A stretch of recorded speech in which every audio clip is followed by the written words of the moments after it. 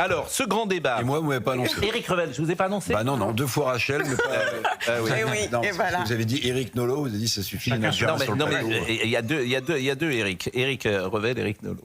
Bon, le grand débat du MEDEF avec quelques séquences, je disais... Franchement, c'était pas inintéressant. Non, c'est très intéressant. Tout le monde est un peu dans... tout le monde est dans les rails, forcément. Alors, il y a eu des petits échanges croustillants. Peut-être écouter cet échange entre Gabriel Attal et Jean-Luc Mélenchon. Et Monsieur Mélenchon, je vous ai écouté.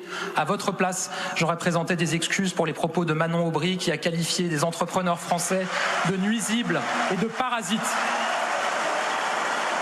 La deuxième chose...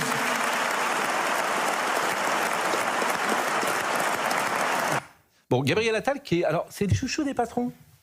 Ouais. Ah bah, c'était le plus applaudi. Oui, alors si vous voulez, moi j'ai suivi le débat pratiquement jusqu'à la fin, puisqu'après je suis venu vous rejoindre à l'émission hier soir.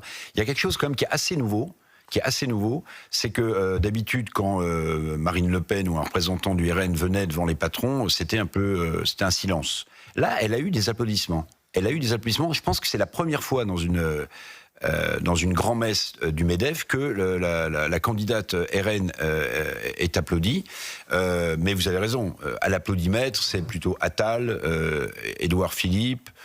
Tondelier a eu aussi quelques applaudissements devant les patrons. Il faut se méfier parce qu'il y avait des camarades qui accompagnaient chacun des candidats. C'est la question que je me suis posée parce que quand Raphaël Glucksmann prenait la parole, à chaque fois il avait une espèce de tombeau de... Il faut faire attention à l'applaudimètre. Il y avait des amis, des candidats qui ils ont mis quelques militants dans l'assistance. Bon, je rappelle que Madame Aubry, on l'avait dit hier, n'avait pas traité les patrons de nuisibles. D'ailleurs, Jean-Luc Mélenchon, il n'avait pas l'habitude. Jean-Luc Mélenchon, il fallait qu'il écoute plus qu'il ne parle. D'habitude, c'est le contraire, évidemment. Donc là, il a été un peu scotché, mais il pouvait rien dire. Il a regardé passer les balles. Exactement.